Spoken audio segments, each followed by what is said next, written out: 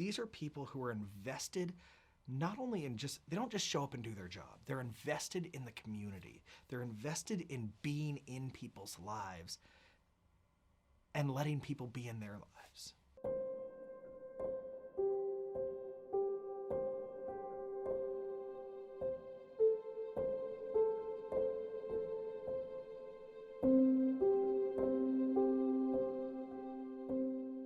I guess growing up, I grew up in the church, and after high school, ended up going to college in Tacoma, Washington. From there, my goal in college, I was a marketing and international business major, and my goal was to go into corporate marketing. And as I got ready to graduate from college, I was contacted about a job opening at a school in Southern California, a small private university. And I thought, I'm not interested, but they dangled this carrot in front of me of free graduate school.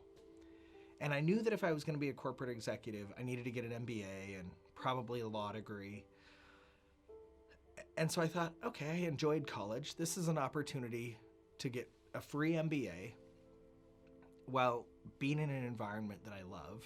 It'll take me 2 years, and then I can go back to the Northwest and somehow cling to the corporate ladder and start climbing. So I went down there and started working. I was a hall director, or as I like to call it, a dorm mom for 180 18-year-old college freshmen, living in and amongst them. And after my first semester, I came back to Portland, and talking to my family and friends about my job and sharing about what I did, I realized that I really loved what I did. And that on top of loving it, I was good at what I did.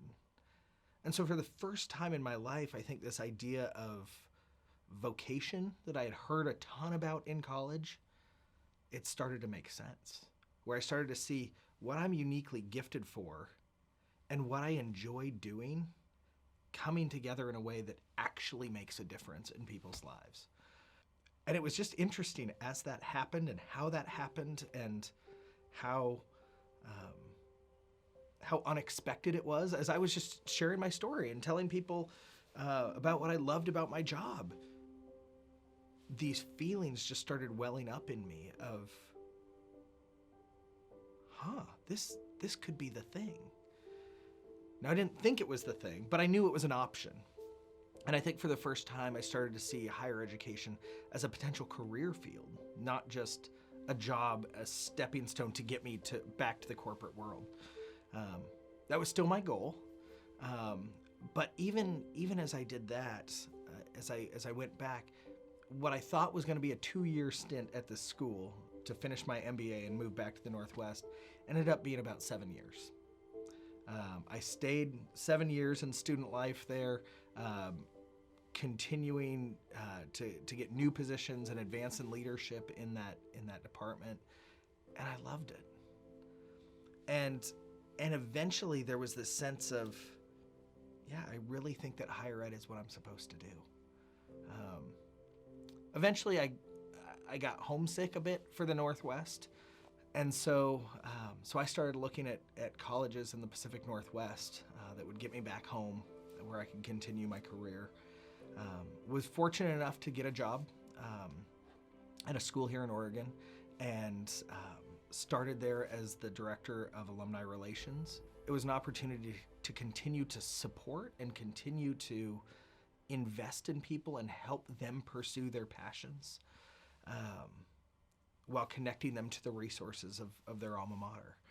So I did that for 5 years, and then got into fundraising, largely because I had relationships with thousands and thousands of our alumni, and it seemed like a natural next step. In my job, unlike my first job, I don't get to spend as much time with students. My job is to work with alumni, to work with parents, to work with donors. But what I find is that I do all of that because of the students. And so I'm constantly looking for ways to connect with students, whether that's going to games and supporting them from the stands, even though they have no idea who I am. It's eating in the lunchroom, and having those opportunities to sit at a table and say, tell me about you, because that's why I do my job. I've always used that mentality. I think of my high school days, my college days. The people that truly shaped who I am were the people who showed up, and the people who took down the wall between staff and student and said, yeah, we have different roles here, but we can be in relationship. We can have connection. So that's, I think, it's a servant mentality, and not trying to like hold myself up in some extra special light, but I think a community like Multnomah expects or requires or needs people to show up with a mentality of a servant. If we all show up asking what we can get from this place and sit back and wait until we get what we want, we may not get what we want. But if we show up in an intentional way and say, I'm going to focus on serving other people and finding out what you and you and you, what you truly need. If I show up with that mentality to give instead of take, more people are likely to have their needs met.